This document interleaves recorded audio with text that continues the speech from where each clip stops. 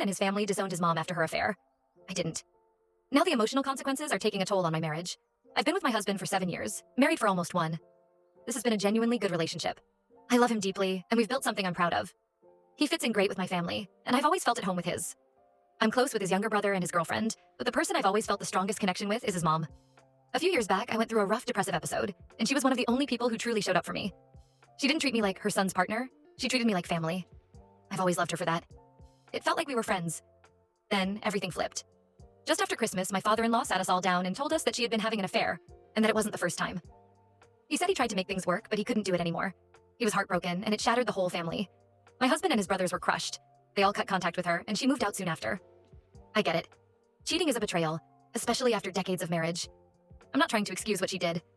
But I also couldn't ignore the fact that, during one of the worst times in my life, she showed me care and kindness when I felt like I had no one. That stayed with me. A few weeks ago, she reached out to me directly. She said she was running low on rent and didn't know who else to ask. She sounded anxious and desperate.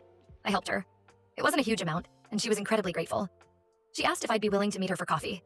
I said yes. When we met, she broke down. She told me she'd tried reaching out to her sons, but none of them responded. I listened. I didn't try to defend her or fix anything. I just tried to be there for her, the way she once was for me. Later that evening, I told my husband about it. He completely lost it. He said I betrayed him and went behind his back, and he left the house. The next day, I tried to explain where I was coming from. I told him I wasn't trying to choose sides. I just reacted to someone I care about being in a tough spot. He didn't say much, just told me not to do it again. When his brothers found out, they were disappointed in me too. They said I crossed a line and should have respected their decision to cut contact.